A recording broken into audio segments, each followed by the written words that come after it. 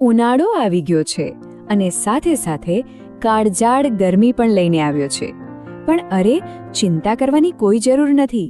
અહીં આપણે એ સમજીશું કે કેવી રીતે અમુક સાવ નાની અને સરળ બાબતોનું ધ્યાન રાખીને આપણે એકદમ સુરક્ષિત અને સ્વસ્થ રહી શકીએ છીએ. તો સૌથી પહેલો સવાલ મનમાં એ જ આવે કે શું આ ગરમી ખરેખર એટલી બધી જોખમી છે? એને આટલી ગંભીરતાથી લેવી જોઈએ? અને એનો જવાબ છે હા, બિલકુલ.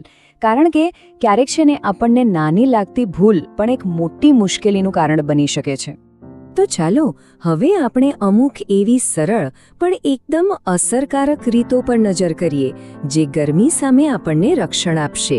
આ બધી એવી બાબતો છે જેને આપણે રોજના જીવનમાં બહુ આસાનીથી અપનાવી શકીએ છીએ. બરાબર, તો ચાલો આ વિષયમાં થોડા ઊંડા ઉતરીએ. ગરમીથી બચતા પહેલા એ સમજવું બહુ જ જરૂરી છે કે આ ગરમી આપણા શરીર પર અસર કેવી રીતે કરે છે. મતલબ કે મુખ્ય પડકાર શું છે, ચાલો એ જાણીએ. જો, સૌથી મોટી સમસ્યા છે ડિહાઇડ્રેશન. સાદી ભાષામાં કહીએ તો શરીરમાં પાણી ઘટી જવું. ઉનાળામાં આપણને પરસેવો બહુ થાય, બરાબર? એના લીધે શરીરનું પાણી અને જરૂરી મિનરલ્સ બહુ ઝડપથી ઓછા થઈ જાય છે. અને જો આના પર સમયસર ધ્યાન ન આપીએ તો પરિસ્થિતિ ખરેખર ગંભીર બની શકે છે.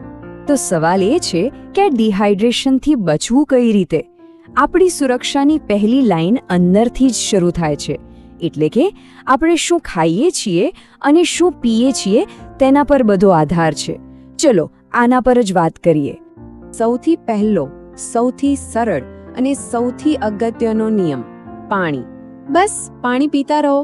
દિવસમાં ઓછામાં ઓછું 8 થી 10 ગ્લાસ પાણી પીવાનો નિયમ તો બનાવી જ લેવો.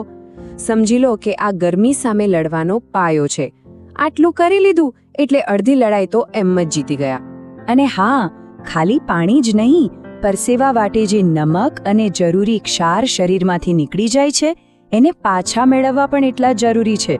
એના માટે ORS, લીંબુ શરબત, નાળિયેર પાણી અને ખાસ કરીને આપણી દેશી ઠંડી છાશ, આ બધા ઉત્તમ વિકલ્પો છે.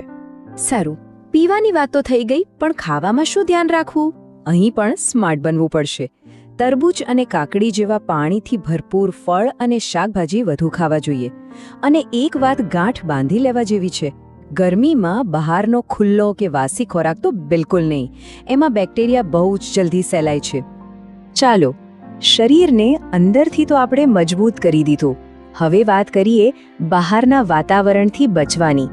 આકરા તડકા અને ગરમ હવાથી પોતાને કેવી રીતે સુરક્ષિત રાખી શકાય એના પર એક નજર કરીએ. સૌથી સહેલો અને સૌથી અસરકારક ઉપાય એ છે કે દિવસના સૌથી ગરમ સમયે બહાર નીકળવાનું જ ટાળો. સામાન્ય રીતે બપોરના 12 વાગ્યાથી લઈને 4 વાગ્યા સુધી સૂર્યનો તાપ સૌથી વધારે હોય છે. એટલે જો બહુ જ જરૂરી કામ ન હોય તો આ સમયમાં ઘરમાં રહેવું એ જ સૌથી સારો વિકલ્પ છે. પણ માની લો કે બહાર જવું જ પડે એમ હોય તો બસ આ 3 સરળ સ્ટેપ્સ યાદ રાખવા. પહેલું, સફેદ કે આછા રંગના સૂતરાઉ કપડાં પહેરવા. બીજું, માથાને હંમેશા ટોપી, રૂમાલ કે દુપટ્ટાથી ઢાંકીને રાખવું. અને ત્રીજું, છત્રીનો ઉપયોગ કરવો. આ નાની બાબતો ખરેખર બહુ મોટો ફરક પાડે છે. ધારો કે આપણે બધી જ સાવચેતી રાખી, પણ તેમ છતાં જો ગરમીની અસર શરીર પર દેખાવા લાગે તો? આવા સમયે ગભરાવાને બદલે એના લક્ષણોને ઓળખવા ખૂબ જ જરૂરી છે, જેથી આપણે તરત જ સાચા પગલાં લઈ શકીએ. લૂ લાગવી, જેને આપણે હીટસ્ટ્રોક પણ કહીએ છીએ, એ ખરેખર એક ગંભીર મેડિકલ ઇમરજન્સી છે. આવું ત્યારે થાય છે જ્યારે શરીરનું તાપમાન એટલું બધું વધી જાય કે ડિહાઇડ્રેશનને કારણે શરીર પોતાની જાતને ઠંડુ પાડી શકતું નથી. આ લક્ષણો પર ખાસ ધ્યાન આપવું, જેમ કે અચાનક ચક્કર આવવા, ખૂબ માથું દુખવું, ઉબકા કે ઉલટી થવી. જો આવું કંઈ પણ જણાય તો એને જરા પણ અવગણવું નહીં. તાત્કાલિક કોઈ ઠંડી છાયાડાવાળી જગ્યાએ જઈને આરામ કરવો અને ધીમે ધીમે પાણી પીવાનું શરૂ કરી દેવું. તો જોયું ને, કેટલીક સામાન્ય સાવચેતી રાખીને આપણે ગરમીની ગંભીર અસરોથી આરામથી બચી શકીએ છીએ. આ ઉનાળામાં માત્ર ઠંડા પીણા જ નહીં, પણ આવા સ્માર્ટ નિર્ણયો લેવા પણ એટલા જ જરૂરી છે. તો પછી શું આપણે આ ઉનાળામાં સુરક્ષિત રહેવા માટે તૈયાર છીએ? સ્વસ્થ રહો, સુરક્ષિત રહો. તમને જો અમારી YouTube ચેનલ પર વિડીયો સારા લાગે તો વિડીયોને લાઇક કરી શેર કરો ને સબસ્ક્રાઇબ કરવાનું ભૂલતા નહીં. આભાર. CR બગડા, MPHW જાબાળ.